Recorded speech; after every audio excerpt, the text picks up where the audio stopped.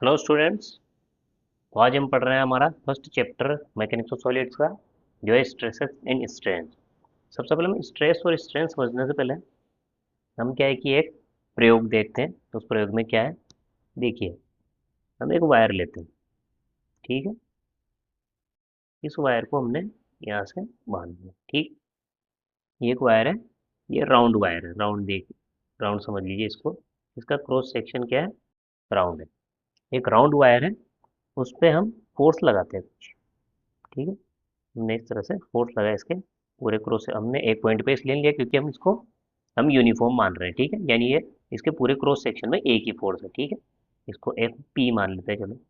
ठीक है, अगर हम इस तरह से इस वायर को खींचते हैं, ठीक है, कुछ देर हम इस जब हम इसको खींचते हैं तो हम देखते हैं कि इसकी लेंथ पहले जो एल थी, ठीक है, अगर ये एल थी तो फोर्स लगाने के पहले अगर हम इसको मिटा दें, ठीक है, फोर्स लगाने के पहले अगर ये एल थी, ठीक है, तो जैसे हम फोर्स लगाएंगे इस पे, ये दूसरी कंडीशन में क्या होगा, ये कुछ थोड़ी सी लेंथ बढ़ जाएगी इसकी।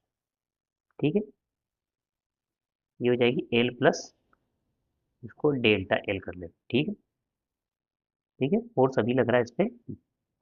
ठीक, इस पर कुछ फोर्स लगाने पर इसकी कुछ लेंथ बढ़ जाती है। ठीक है, फिर हम क्या करते हैं, इसको फोर्स को हटा लेते हैं। ठीक है, इस फोर्स को वापस हटाने पर क्या होता है, वो तीसरी कंडीशन में ये होता है, जैसे हम फोर्स को हटाते हैं तो ये वायर आ जाता है वापस इस कंडीशन में। जैसे हम फोर्स को हटाते हैं, इसकी लेंथ वापस एल हो जाती है। ठीक है, क्योंकि हमने फोर्स लगाया इसकी इलास्टिक लिमिट के अंदर। अब वो इलास्टिक लिमिट क्या होती है हम आगे बताएंगे, पर हमने जितना बेयर कर सकता है उसमें थोड़ा कम फोर्स ही लगाया हमने। ठीक है, यानी कुछ हल्का सा फोर्स लगाने पर इसमें कुछ डिफॉर्मेशन हुआ, यानी कुछ ये वायर कुछ थोड़ा लंबा हुआ। फिर जैसे हमने छोड़ा, ये वापस इसकी ओरिजिनल पोजीशन में आ गया, यानी वापस इसकी लेंथ एल हो गई। तो यहाँ पर क्या हुआ, देखिए, जैसे ही हम किसी बॉडी पर फोर्स लगाते हैं तो उसमें कुछ डिफॉर्मेशन होता है। वो हर बॉडी को हम क्या आइडियली सॉलिड नहीं बोल सकते, क्योंकि हर बॉडी पर कुछ फोर्स लगाने, अगर हम कुछ फोर्स लगाएं उस पर, तो उसमें डिफॉर्मेशन जरूर होगा। किसी में हम आंखों से ऑब्जर्व कर सके इतना होगा, और किसी में इतना होगा कि हम उसको आंखों से ऑब्जर्व नहीं कर सकते, कि उसमें होता है, उसको किसी इंस्ट्रूमेंट से हम मेजर कर सकते हैं। ठीक है, तो जब भी किसी बॉडी पर फोर्स लगाया जाता है तो वो डिफॉर्म होती है। जैसे इसकी लेंथ एल थी तो ये डिफॉर्म होकर, यानी इसमें कुछ एलोंगेशन हुआ, ये इसकी लंबाई बढ़ी। वो कितनी बढ़ी, डेल्टा एल। ठीक है, पहले अगर एल थी तो डेल्टा एल बढ़ गई, एल प्लस डेल्टा एल हो गई। तो हमने जब पी फोर्स लगाया, और जैसे हमने पी फोर्स को वापस हटाया, तो जैसे स्प्रिंग पर से हम जैसे फोर्स हटाते हैं तो वापस उसकी रियल पोजीशन में आ जाती है, उस तरह स्प्रिंग बैक किया इसने, यानी तो वापस इसकी पोजीशन में आ गया। ठीक है, सर, इसकी इसी एग्जांपल को हम अगर इस फोर्स पी को बढ़ा देंगे, ठीक है, तो हम देखेंगे कि जैसे हमने पी को बढ़ाया, ठीक है, तो इसमें थोड़ा और इलोंगेशन हुआ और फिर वापस से वायर रुक गया। यानी जैसे हमने पी को लगाया तो ये कुछ इसमें डिफॉर्मेशन हुआ और ये रुक गया, यानी उससे ज़्यादा डिफॉर्म नहीं हुआ। फिर जैसे हम फोर्स पी को बढ़ा देंगे, यानी पी को हम थोड़ा और बढ़ा देंगे, अगर पी को और थोड़ा सा और बढ़ा दें तो ये डी एल जो होगा, जो डी एल होगा ये भी बढ़ेगा। ठीक है, इल्यूमिनेशन थोड़ा और बढ़ेगा और वापस बैलेंस हो जाएगा। यानी बैलेंस हो जाएगा, इसका मतलब जैसे हमने थोड़ा सा फोर्स बढ़ाया तो इसकी लेंथ थोड़ी और बढ़ी और फिर ये वापस रुक गया। उसके बाद एलोंगेट किया, फिर हम थोड़ा और फोर्स बढ़ाते हैं, तो हम जैसे जैसे फोर्स बढ़ाते जाएंगे हम देखेंगे कि ये इसकी लेंथ बढ़ती जाती है, और जैसे हम इसको छोड़ते हैं तो वापस इसकी ओरिजिनल पोजीशन में आ जाती है, जब तक ये इसकी इलास्टिक लिमिट के अंदर है, यानी इसकी लिमिट के अंदर इसमें डिफॉर्मेशन हो रहा है। यानी एक लिमिट के अंदर अगर इसमें डिफॉर्मेशन है तब तक तो वापस आ जाएगा। लेकिन हम देखते हैं कि एक पोजीशन की बात, यानी जब हम फोर्स बढ़ाते हैं तब क्या होता है, जब हम एक लिमिट से ज़्यादा हम अगर फोर्स लगा देंगे तब क्या होगा कि ये इसमें एलोंगेशन तो होगा, पर जैसे हम इसको छोड़ेंगे तो ये वापस इसकी ओरिजिनल पोजीशन में नहीं आ पाएगा।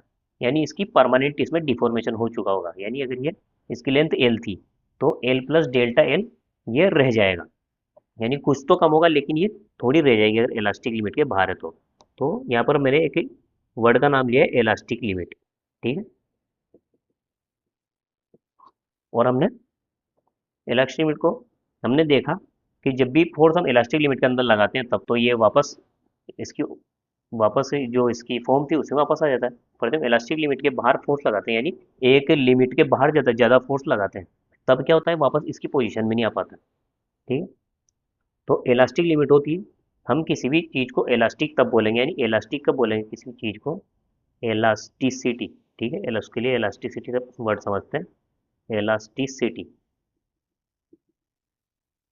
इलास्टिसिटी हम क्या बताएंगे कि ये इसकी प्रॉपर्टी होती है। इस प्रॉपर्टी के अंतर्गत क्या होता है कि जब किसी बॉडी पर फोर्स लगाते हैं तो वो डिफॉर्म होती है, और जिसे फोर्स हटाते हैं तो वापस उसकी ओरिजिनल पोजीशन में आ जाती है, जिस पोजीशन में वो फोर्स लगाने से पहले से। ठीक है। तो जब ये वापस इसकी पोजीशन में आ जाती है तो हम इसके इस गुण को, ठीक है, इसके इस गुण को हम क्या बोलेंगे, इलास्टिसिटी। और वो फोर्स जो मैक्सिमम लगाने पर, ठीक है, इलास्टिसिटी हमने देखा, इलास्टिक लिमिट, इलास्टिक लिमिट। तो इलास्टिसिटी तो होती है, इसका एक गुण होती है। ठीक है, वो इसकी प्रॉपर्टी होती है। ठीक है। तो इसकी प्रॉपर्टी होती है इलास्टिक, और इलास्टिक लिमिट क्या होती है, वो फोर्स होता है। ठीक है, होता है मैक्सिमम फोर्स, जो लगाने के बाद अगर जब हम इसको हटाएं तो ये वापस इसकी रियल पोजीशन, रियल यानी फॉर्म में आ जाए, जो इसकी फॉर्म पे लेती है, यानी जो एल लेंथ थी इसमें वापस आ जाए। तो इसको बोलते हैं इलास्टिसिटी और इलास्टिक लिमिट। ठीक है। तो ये तो फोर्स को दिखाता है, यानी कितना मैक्सिमम फोर्स लगा सकते हैं, और इसके गुण को दिखाता है, यानी इसकी प्रॉपर्टी है। ठीक है। तो स्टूडेंट यहाँ पे हमने एक प्रयोग के द्वारा देखा कि फोर्स जब इलास्टिक लिमिट के अंदर लगाया जाता है तो कोई भी वस्तु जिसमें डिफॉर्मेशन होता है वो फोर्स हटाने पर वापस उसके पहले वाले रूप को प्राप्त कर लेती है, यानी पहले जो उसकी शेप थी सेम उसी शेप में आ जाती है। ठीक है, इतना आप समझ गए। उसके बाद अब आते हैं हम स्ट्रेस पर। ठीक है, हम समझते हैं स्ट्रेस को। अब स्ट्रेस में क्या होता है देखिए, जब हम किसी बॉडी पर फोर्स लगाते हैं तो उसमें क्या होता है, जब हम किसी बॉडी पर फोर्स लगाएंगे, अगर हम इस पर ये फोर्स लगा रहे हैं पी, तो क्या होता है, उसकी कुछ लेंथ बढ़ती है। क्या होता है उसमें, जैसे अगर इसके मोलिक्यूल, अगर हम इसके मोलिक्यूल लेवल पे जाएं तो इसके मोलिक्यूल अभी पास पास है। ठीक है,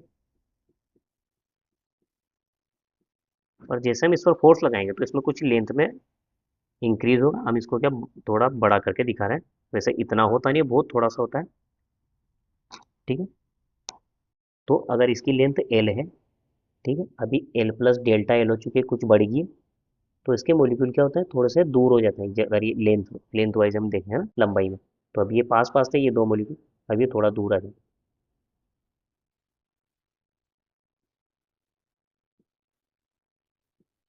यानी इसमें कुछ स्पेस बढ़ता है, मैंने बहुत बड़ा करके दिखाया, बहुत माइक्रो लेवल का होता है।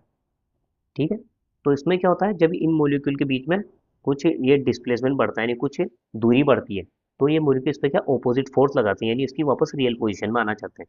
तो ये इस फोर्स के विरुद्ध है ना, एक फोर्स अंदर की तरफ लगाएंगे। ठीक है, इस फोर्स के ऑपोजिट एक फोर्स लगाएंगे अंदर की तरफ, वो फोर्स होता है स्ट्रेस। ठीक है, और स्ट्रेस को हम परिभाषित करते हैं कि फोर्स, जो फोर्स लगाते हैं हमने, ठीक है, तो वो फोर्स इसी के बराबर होगा, तो हम इस पी से दिखा सकते हैं।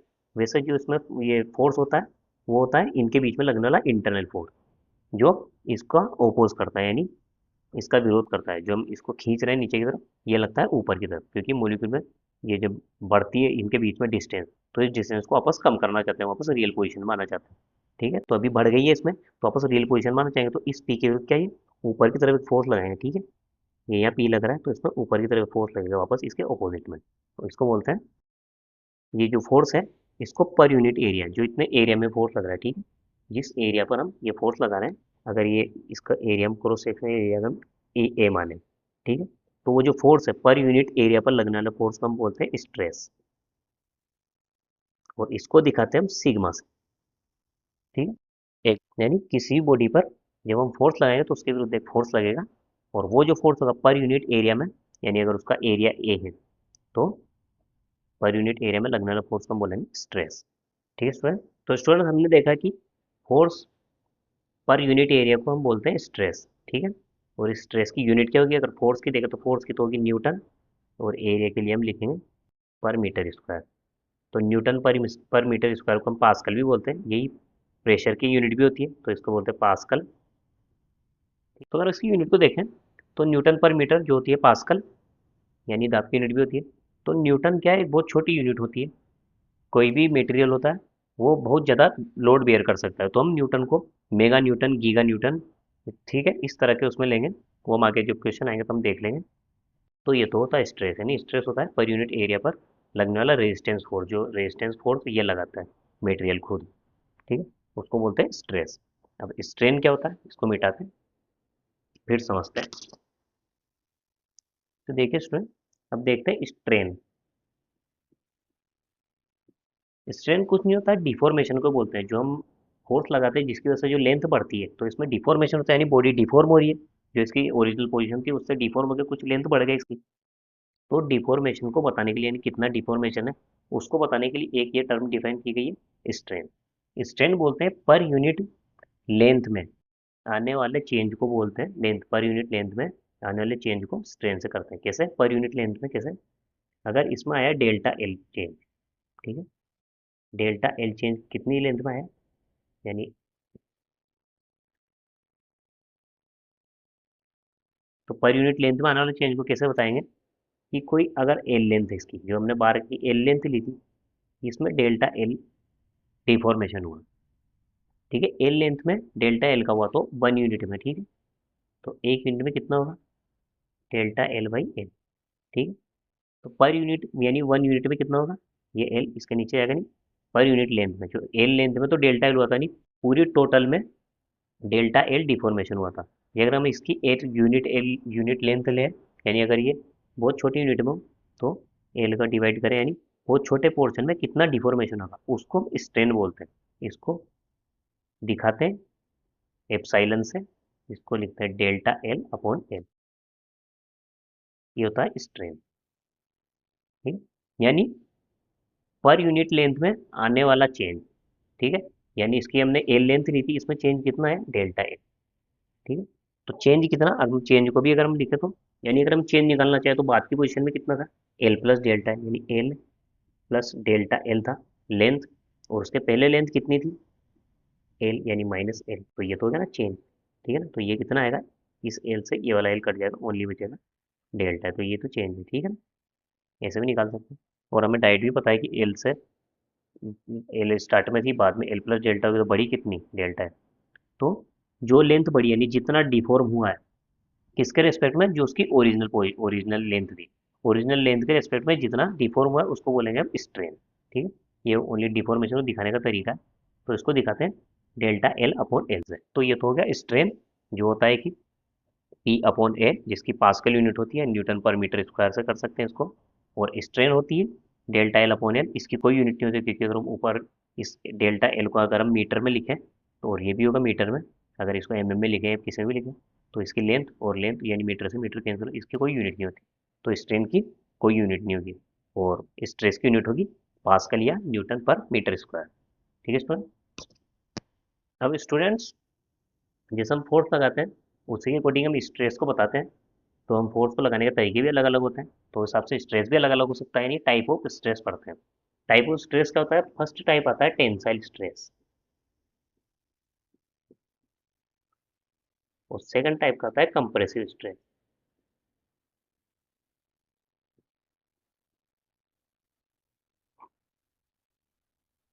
ठीक।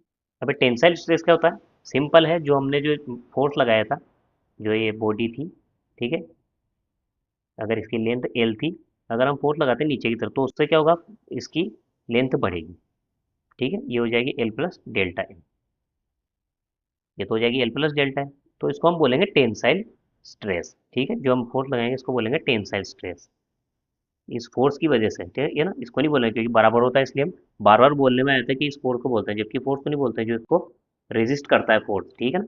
और जो फोर्स रेजिस्ट करता है जिसकी वजह से पर यूनिट एरिया में जो फोर्स लगता है उसको स्ट्रेस बोलते हैं। तो वो जो स्ट्रेस पैदा होगा इसमें उसको बोलेंगे टेंसाइल स्ट्रेस, यानी जो सिग्मा पी अपॉन जो ए होगा, ठीक है। और ये पी क्या है, नीचे की तरफ, यानी इसकी लेंथ बढ़ाने की कोशिश कर रहा है, तब तो हम इसको बोलेंगे टेंसाइल, ठीक है। तो ये तो होगा टेंसाइल स्ट्रेस।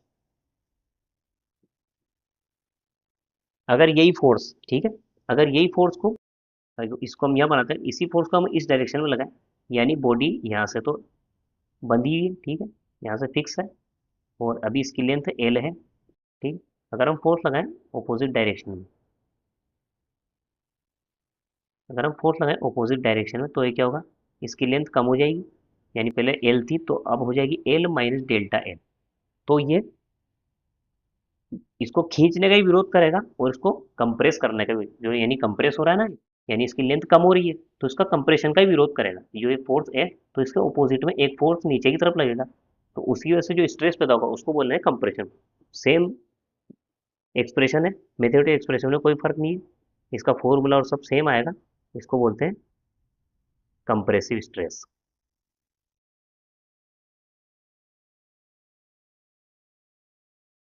बस डायरेक्शन का फर्क है, मगर हम इसमें डायरेक्शन नहीं लेते हैं, हम इसमें ओनली मैग्नीट्यूड लेते हैं।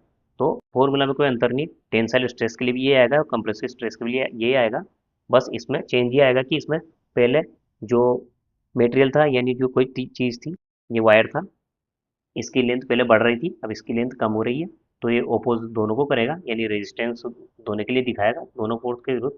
ठीक है, तो इस फोर्स के लिए जब इसमें रेजिस्टेंस पैदा होगा तो वो होगा कंप्रेसिव स्ट्रेस, और इसकी वजह से जो इसमें स्ट्रेस पैदा होगा यानी लेंथ बढ़ने की वजह से वो होगा टेंसाइल स्ट्रेस। तो ये तो होता है टेंसाइल स्ट्रेस और एक कंप्रेसिव। ठीक है स्टूडेंट, तो यहाँ तक हमने ओनली स्ट्रेस और स्ट्रेन के ऊपर ओनली डेफिनेशन और हमने इसके कुछ छोटे छोटे फॉर्मूले देखे। आगे हम इसमें और फॉर्मूले देखेंगे और इस टॉपिक को आगे बढ़ाएंगे। आज के लिए इतना ही, तब तक के लिए गुड बाय।